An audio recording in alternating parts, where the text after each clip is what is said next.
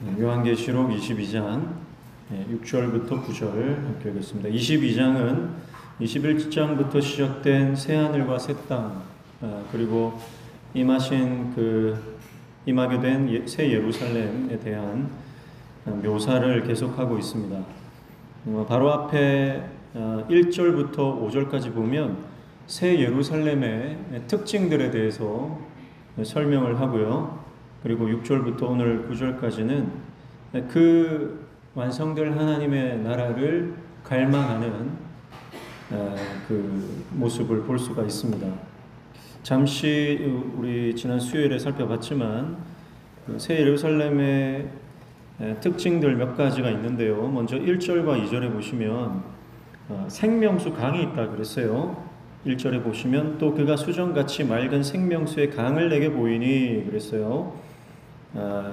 그래서 2절 초반에 보니까 길 가운데로 흐르더라 그랬어요. 생명수의 강이 새 예루살렘 길 가운데에 흐르고 있다는 겁니다. 그래서 새 예루살렘은 생명수 강이 흐른다. 생명이 충만하다는 겁니다. 거기에는 생명력, 활력, 또 능력 이런 것들이 가득한 그런 곳입니다. 이것은 철저히 세상 왕국인 바벨론 왕국과 대비되는 것입니다. 바벨론의 강은 죽음의 강이죠. 그래서 이것은 마치 바닷물처럼 마시면 마실수록 더 목마릅니다. 마시면 마실수록 생명을 빼앗깁니다. 잠시 쾌락을 주고 잠시 안락함을 줄지 모르지만 이 바벨론에 흐르는 죽음의 강물을 마시는 자는요, 결코 그 생명을 부지할 수 없고 빼앗기고 멸망당하는 것입니다. 그러나 이 새 예루살렘에 흐르는 이 생명수 강은요, 우리 주님이 주시는 영원한 생명수죠. 그래서 이것을 마시는 자는 다시는 목마르지 않고 영혼육이 회복되어지는 역사가 일어나는 살리는 물인 것입니다. 자, 이것은 영적으로 지금 우리가 우리 삶에 대입해 보았을 때 우리 인생에도 마찬가지다. 그래서 우리의 생명을 살리는 생명수와 같은 것들이 있고 우리의 생명을 죽이는, 우리의 영을 죽이는 이 죽음의 강과 같은 바벨론의 강이 있다. 그렇게 말씀을 드린 바가 있는데요. 그러니까 먹어도 마셔도 부작용이 없고 더 내 영혼이 소생되고 내 그 영혼육이 살아나고 가정이 회복되고 교회가 부흥되고 하는 건 뭡니까? 말씀입니다. 기도입니다. 찬송입니다. 감사입니다. 예배입니다. 영적인 것들입니다.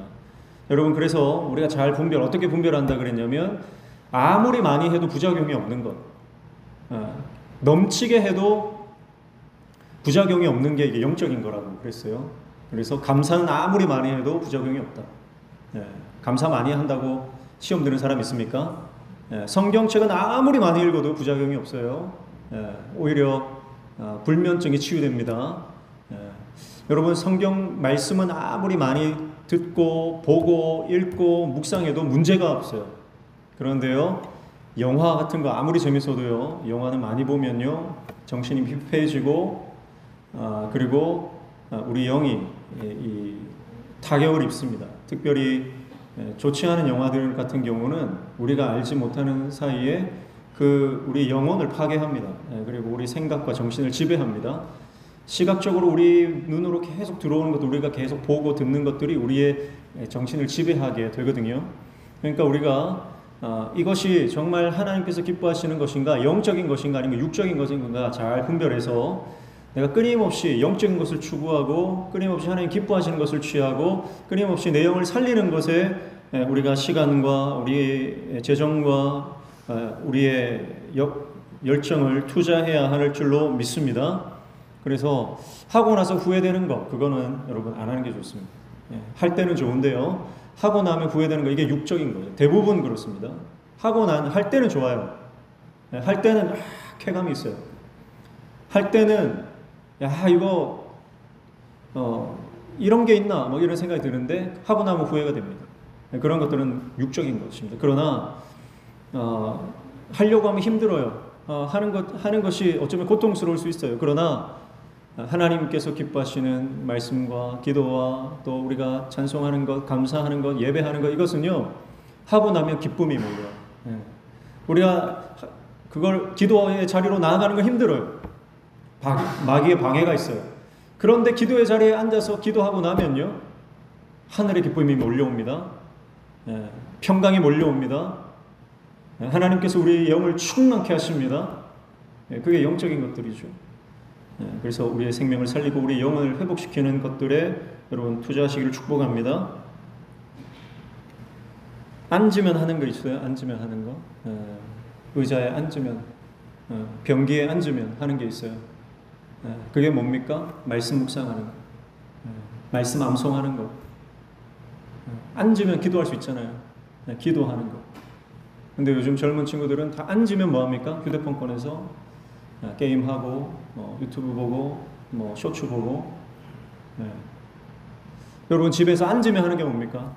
앉으면 드라마 보고, 앉으면 야식 먹고, 앉으면 담배 피고, 육적인 것. 그것은 내 영혼육을 파괴하는 것입니다.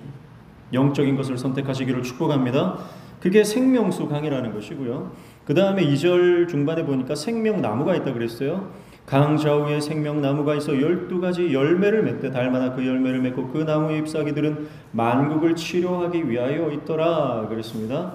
자, 생명나무가 있죠. 생명나무, 나무는요 에덴 동산에 생명나무가 있었어요. 그러니까 하나님께서 완성하실 최후의 하나님 나라, 완성될 교회, 저와 여러분이 들어갈 천성에는 생명나무가 있다. 에덴의 모습이 회복된다. 이 땅에 구현되었던 그 에덴이 하나님 나라에 회복되는 것을 우리가 보게 될 것입니다. 그래서 생명나무는 생명의 열매를 맺는 것이죠. 이것은 생명력, 하나님의 생명력을 말하고 있습니다. 그래서 살아있어요. 이것은 진정한 능력이 그 안에 있습니다. 그래서 성도들 가운데도요, 그 안에 정말 능력이 있는 성도가 있습니다. 정말 능력이 있어요. 기도의 능력, 말씀의 능력, 찬송의 능력, 감사의 능력, 그 안에 능력을 가지고 신앙생활 하시는 분이 있는가 하면은요, 겉모습은 그럴듯한데 그 안에 능력이 하나도 없어요. 늘 불평하고 원망하고 미워하고 하나님 앞에 늘 불순종하고 늘 회피하고 그렇게 능력 없이 그저 억지로 어쩔 수 없이 부모님 때문에, 자녀들 때문에, 상황 때문에, 직분 때문에 신앙생활하는 사람들, 그런 사람들은 겉으로는 직분자이지만, 겉으로는 목사지만, 겉으로는 장로요 권사지만 그 속에는 아무런 능력이 없는 거예요. 그래서 여러분, 능력이 있으면 어떤 역사가 일어나느냐? 내 안에 정말 기도의 능력이 있고 말씀의 능력이 있고 성령의 능력이 있으면 우리가 가는 곳마다 하나님의 나라가 확장되는 역사가 일어나게 되는 줄로 믿습니다. 생명력이 있기 때문에 그래요. 생명력은 뭐예요? 천국의 특징 생명력인데 그 생명력은 확장되는 거예요. 번져나가는 거예요. 퍼지는 거예요. 막 들불처럼 퍼져나가는 거예요. 그게 바로 생명력이에요. 여러분, 우리 안에 하나님의 나라가 있으면 우리 안에 놀라운 하나님의 생명력으로 사람을 살리고 회복시키고 변화시키는 역사를 허락해 주시는 줄로 믿습니다.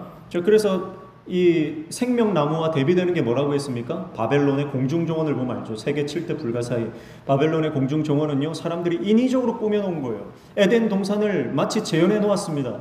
사람들이 온갖 나무와 풀과 꽃과 5만 가지를 다 심어놓고 거기 강물이 흐르게 하고 그게 공중에 해놨단 말이에요. 그래서 이게 어떻게 이렇게 고대 사람들이 이렇게 할 수 있느냐 해서 세계 7대 불가사예요. 그러나 그것은 인위적인 것이고 표절한 것이고 흉내낸 것일 뿐이다. 거기에는 능력이 없고 거기에는 생명력이 없다. 겉으로는 화려합니다. 겉으로는 천국 같습니다. 겉으로는 정말 유토피아 같습니다. 세상 사람들이 추구하는 게 그거예요. 유토피아를 추구하는 거예요. 정치를 통해 할 수 있다고 생각해요. 돈을 통해서, 경제를 통해서 할 수 있다고 생각해요. 군사력을 통해 막강한 군사력을 가지고 있으면 우리나라, 우리 민족이 잘 살 수 있다, 이런 얘기들을 많이 하잖아요. 그런데 불가능합니다. 이건 흉내내는 것일 뿐이기 때문에 그렇습니다. 진정한 생명은 하나님의 말씀, 하나님의 나라 안에만 있는 줄로 믿습니다. 그래서 에덴 동산도 그렇고 바벨론의 공중정원도 그렇고 정확한 위치를 알 수 없다. 위치를 아무도 몰라요. 그러나 에덴을 모방하고 천국을 대신하려고 하는 교만의 시도가 바로 이 바벨론의 공중정원이고, 바벨론의 공중정원 바로 옆에는 인류의 영광이라고 이름 짓는 궁전이 있다고 그랬어요. 그래서 이게 교만입니다. 교만. 인간의 교만이 인간의 과학기술이나 어떤 문명이나 아니면 뭐 어떤 컴퓨터 기술 이런 것들을 통해서 우리가 인류가 영원히 살 수 있고 영원히 건강해질 수 있고 모든 것을 극복할 수 있다라고 생각하는 것이 바로 인류의 교만이다라고 하는 것입니다. 여러분, 하나님 없이 살 수 없는 줄로 믿습니다. 하나님 없이 살 수 있다고 착각하는 그것이 교만인데요. 그럼 우리 인생은 하나님 없이 살 수 없는 거예요. 아무리 흉내내도 아무리 인간이 신이 되려고 해도 그것은 불가능한 것입니다. 그래서 이게 생명수 강과 생명나무는요, 하나님 나라의 가장 큰 특징이에요. 가장 큰 특징. 오늘 우리 교회가, 우리 가정이 하나님의 생명이 가득 넘치는 생명의 강과 생명나무의 열매가 맺히는 복된 가정, 복된 교회 공동체 되기를 축복합니다. 그러기 위해서 오늘 6절부터 9절까지 우리가 묵상을 해야 되는 거예요. 그러기 위해서 첫 번째 6절 보십시오. 또 그가 내게 말하기를 이 말은 신실하고 참된지라 주 곧 선지자들의 영의 하나님이 그 종들에게 반드시 속히 되어질 일을 보이시려고 그의 천사를 보내셨도다. 아멘. 자, 오늘 여기 6절 하반에 보니까 뭐라고 말씀합니까? 반드시 속히 되어질 일을 보이시려고 그렇게 말씀합니다. 반드시 속히 되어질 일이다. 여러분, 이것이 하나님 나라를 꿈꾸고 예수 그리스도 주의 재림주를 기다리는 저와 여러분이 갖춰야 될 마지막 삶의 태도다. 그렇게 말씀하고 있는 것입니다. 여러분, 하나님의 백성들이, 주님의 성도들이, 예수 그리스도의 제자가 재림을 대하는 태도는요, 언젠가 일어나겠지. 그게 아닙니다. 반드시 속히 되어질 일로 여기는 것입니다. 이것은 영적인 긴박감과 영적인 긴장감을 가지고 살아가는 모습을 말하는 거예요. 저와 여러분이 이 영적인 긴장감을 놓치면 말씀의 사람 될 수 없습니다. 이 영적인 긴장감을 놓치면 성령의 사람이 될 수 없습니다. 내가 오늘 죽을 줄 모른다. 내가 오늘이 내 인생의 마지막 날일지 모르고 어쩌면 내일 우리 주님이 이 땅에 오실지도 모른다라고 하는 반드시 속히 되어질 일이라고 우리가 믿고 나아가야 오늘 이 시간 말씀으로 승리할 수 있는 줄로 믿습니다. 언젠가. 근데 지금은 아닐 거야. 오늘은 아닐 거야. 이번 달은 아니겠지. 올해 오겠나 설마. 그렇게 생각하시면 큰 오산입니다. 여러분, 예수님이 오시되 반드시 오십니다. 그리고 속히 오십니다. 이것은 창세기부터 요한계시록까지 모든 하나님의 백성들이, 하나님의 종들이 가지고 있던 사고방식이에요. 사도 바울도 자기가 죽기 전에 반드시 주님이 오신다고 확신하고 살았어요.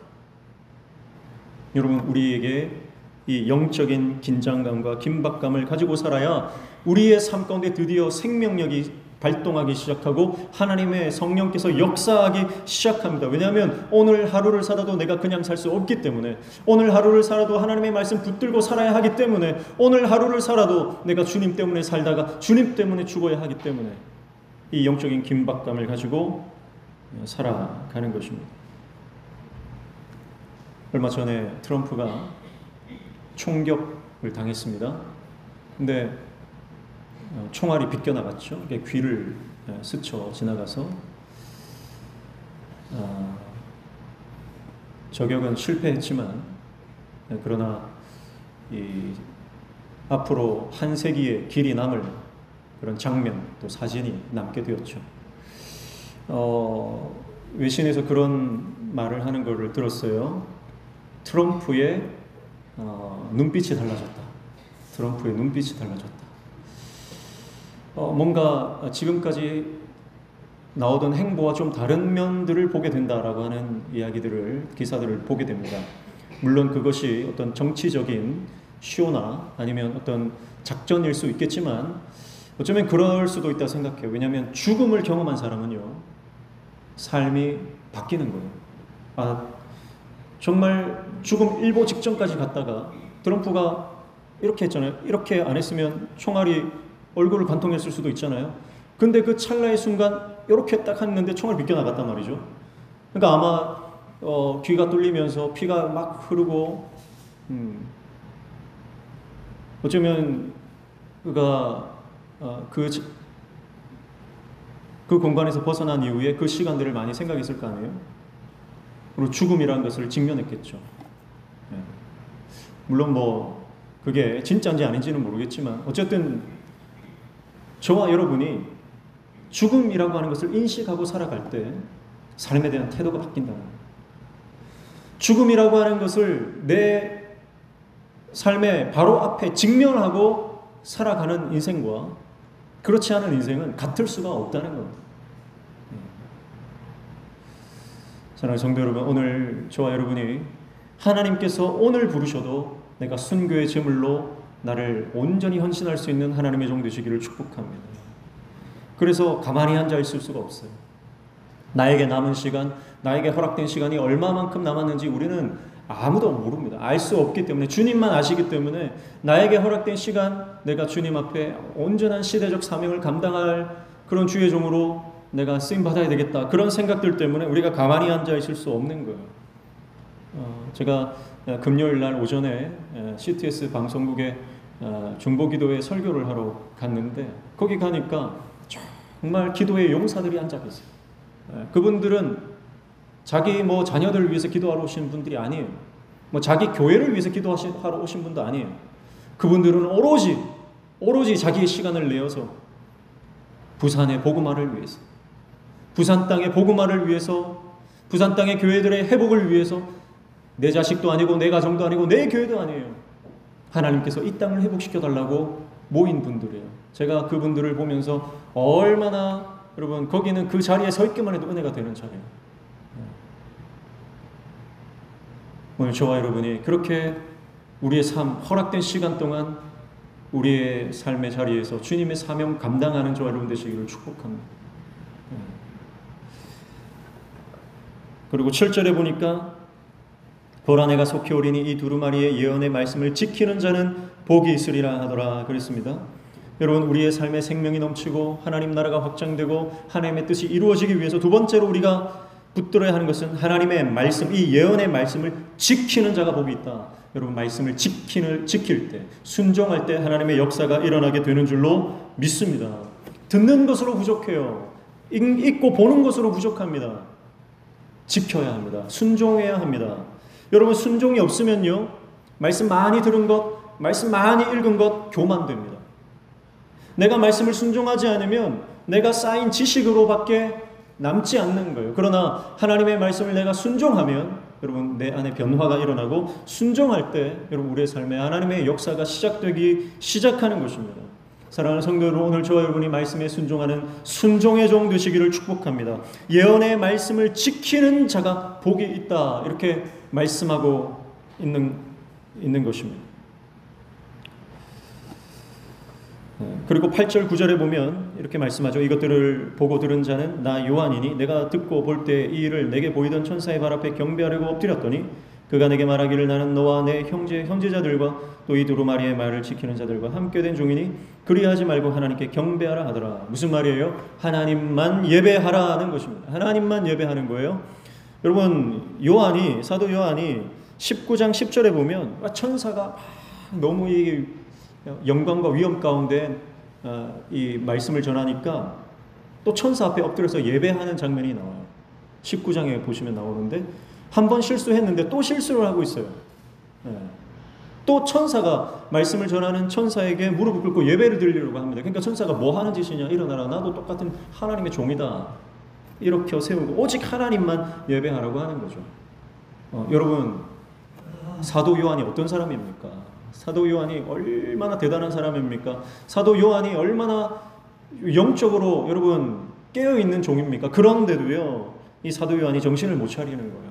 두 번씩이나 천사 앞에 무릎 꿇고 경배하려고 하는 것입니다.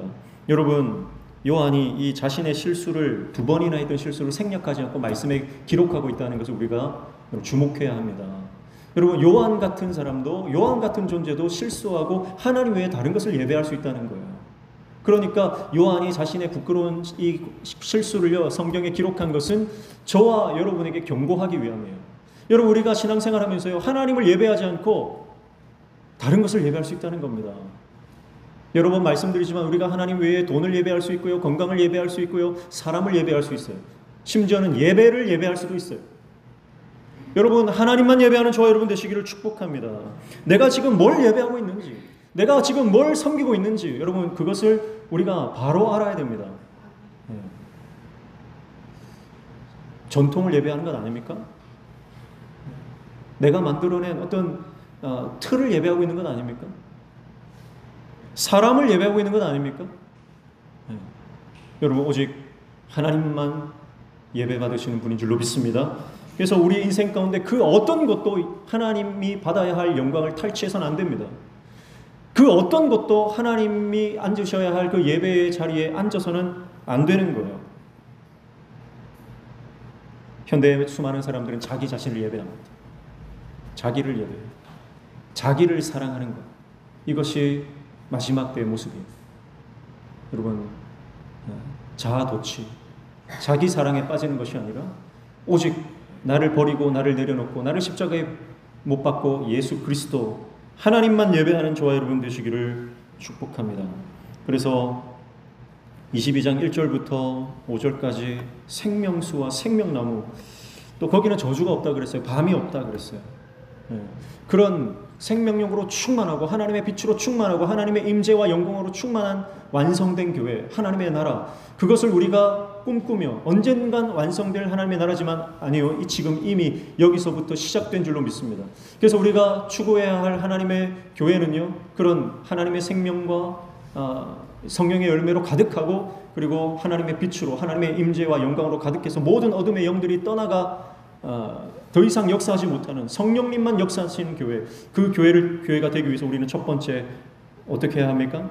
첫 번째 영적 긴장감을 가지고 이 땅에 내가 오늘 하루 마지막인 것처럼 그렇게 살아야 한다 말씀합니다. 두 번째는 하나님의 말씀을 순종해야 한다 말씀했습니다. 세 번째는 오직 하나님만 경배하고 다른 모든 우상을 버려야 한다, 그렇게 말씀을 하고 있습니다. 사랑하는 성도 여러분, 하나님 나라를 꿈꾸는 저와 여러분 되시기를 축복하는 하나님 나라를 꿈꿉시다.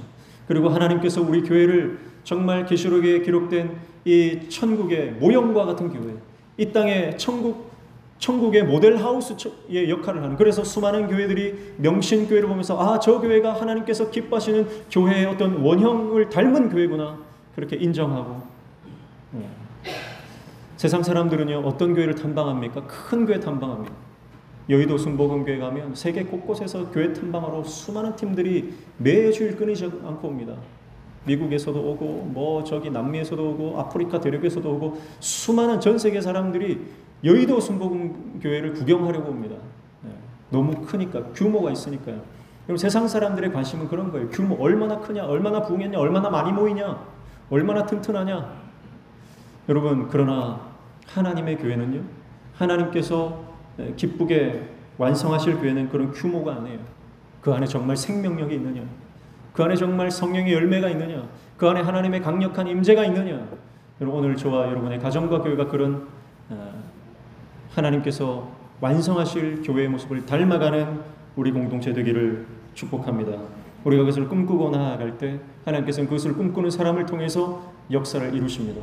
하나님은 꿈꾸는 사람 요셉 한 사람을 통해서 하나님의 역사를 이루셨던 것처럼 오늘 하나님의 나라, 하나님께서 기뻐하시는 하나님의 왕국을 마음에 품었던 다윗 한 사람을 통해서 정말 하나님께서 기뻐하시는 나라를 세워 가셨던 것처럼 오늘 저와 여러분이 말씀 의지하고 말씀을 꿈꾸고 하나님 앞에 헌신하는 그 한 사람을 통해서 우리 가정과 교회를 그렇게 세워 나갈 것입니다. 그 비전을 함께 품고 주님 앞에 아름답게 연합하여 쓰임받는 우리 모든 성도님들 되시기를 주님의 이름으로 축복합니다. 찬양하겠습니다.